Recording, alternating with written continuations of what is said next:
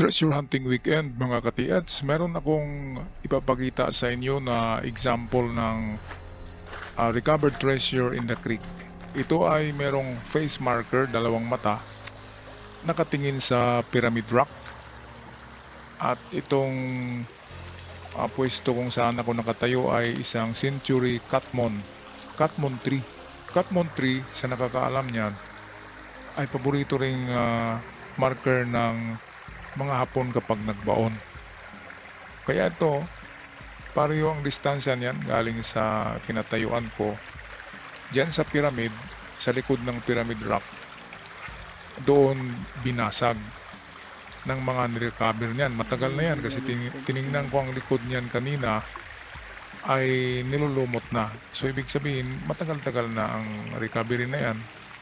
Siguro 1990s, mga kababayan, mga katiats. Kaya ito atin gawan ito ng ilustrasyon para kung sakaling merong kayong mapuntahan na lugar na kagaya nito, merong triangulation of face marker, dalawang mata nakatingin sa pyramid, at merong old tree or old Catmon tree. So pwedeng triangulation marker ito mga katiats. So atin na ito bigyan ngayon ng ilustrasyon. Okay mga katiats, meron akong ginawa dito na diagram kung saan triangulation nga ito. Pinakita ko kanina, perfect triangulation of markers.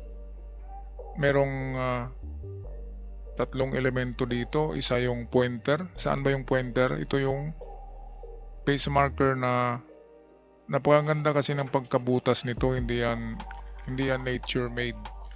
Kasi itong dito ay square.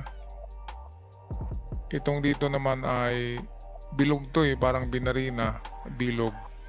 Andin naka-slant siya, papunta siya sa nakaturo sa pyramid. At ang itong square na malalim ay nakatingin sa Catmon tree. Itong Catmon tree na ito ay century old na yan.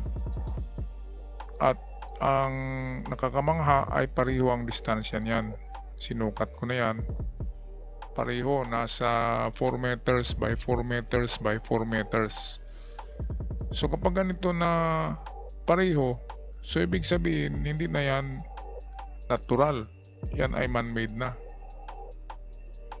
Palagay ko itong bato na face marker ang kanilang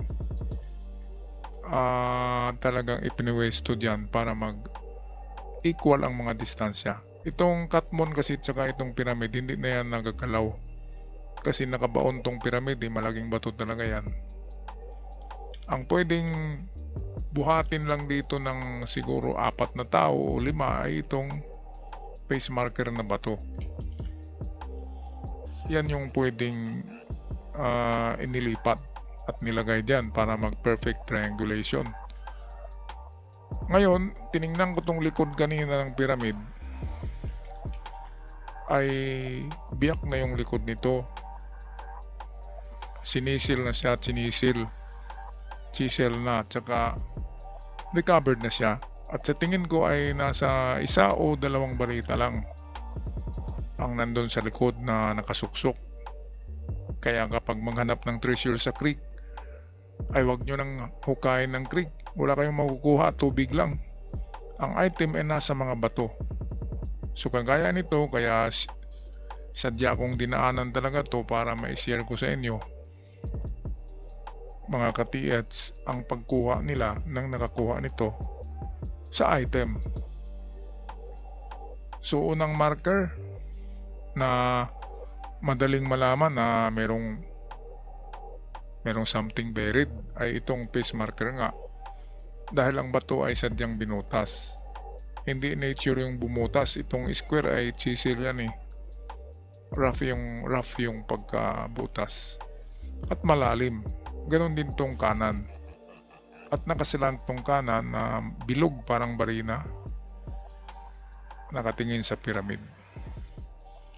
Ngayon, kahit wala kayong detector, ay makakuha kayo sa pyramid. Pukpukin nyo lang ang buong side, buong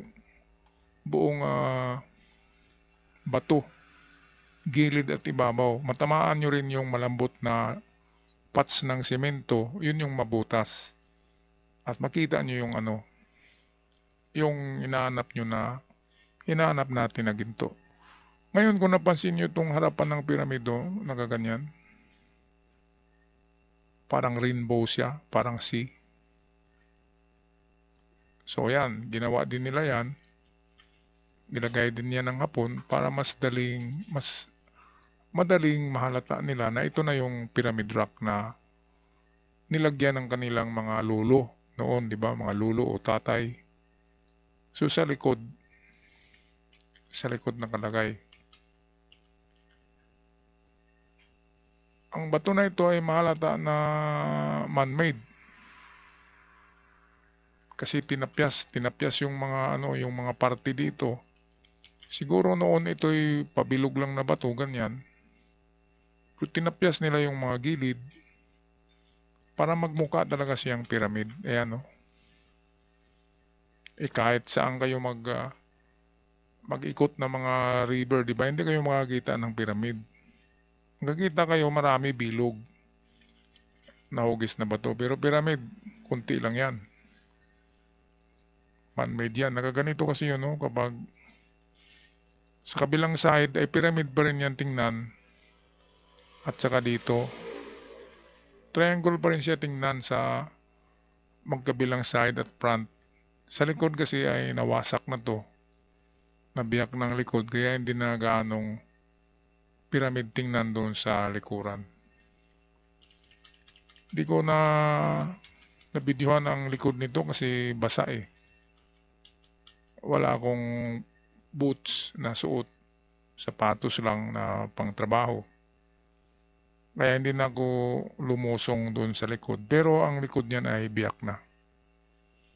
Okay mga katiyat, so sana meron kayong nakuhang pattern sa araw na ito. I-compile nyo yung mga pattern. Kasi kapag kumpleto kayo ng mga pattern, madali nyong ma-identify yung sakaling makapunta kayo sa isang creek na ganito ang pattern. Kasi karamihan ng pagbaon ng hapon ay typical. Pare-pareho yung pattern. Pero hindi lahat, pero karamihan. Okay, at kung meron mang big deposit sa lugar na ito, ay ang big deposit ay malayo-layo kaysa mga giveaway at sucker deposit. Meaning ang distansya ng big deposit ay malayo. Pinakamalayo ay 200 galing sa area na to. 200 meters. At alam nyo ba na mayroong dalawang klaseng giveaway. Yung isang giveaway ay medium deposit.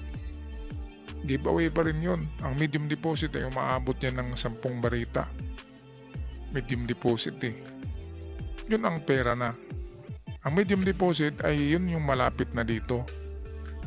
Kaya buong area ay i-search nyo kapag meron kayong locator. Kapag nakakita kayo ng recovered treasure na kagaya nito, ikutin nyo pa, baka hindi nila nakuha ang medium. Huwag na kayong magtangka pa sa big deposit dahil kahit hapon ay nahirapan yan sa pagkuha. Kapag bumalik ang hapon dito, giveaway lang ang binabalikan nila at saka mga sucker deposit. Yung mga sinuksok lang. Kaya kapag may locator kayo na maganda, ikutin nyo lang ang palibot ng katulad nito ng pyramid na may na-recover kasi ang kasama niyan ay malapit lang. Ang pangalawang giveaway ay malapit lang sa kanya. Mga distansya niya na pinakamalayo ay 15 meters, pinakamalayo na yan. Umpisa sa 7 meters to 15 meters sa palibot lang. Kaya kung may maganda kayong locator ay pwede kayong kahit na na-recover na yung giveaway ay pwede nyo pang makuha yung pangalawang giveaway. Kaya huwag kayong mawala ng pag-asa kapag ang nakita nyong mga marker ay biyak na o nakuha na kasi mayroon pang kasama yan. Kaya i-resolve nyo, i-re-scan, resolve, relocate ang mga lugar na kagaya nito. Alright, so kung magpapaalam na mga katiyat sa mga bago pa lamang sa channel, huwag kalimutan mag-subscribe para lalago ang ating channel at sa aking mga avid followers noon pa man, ay maraming salamat sa lahat. Sana asyurtihin kayo sa inyong paghanap ng Yama Treasures. Hanggang sa muli, paalam at ingat ang lahat.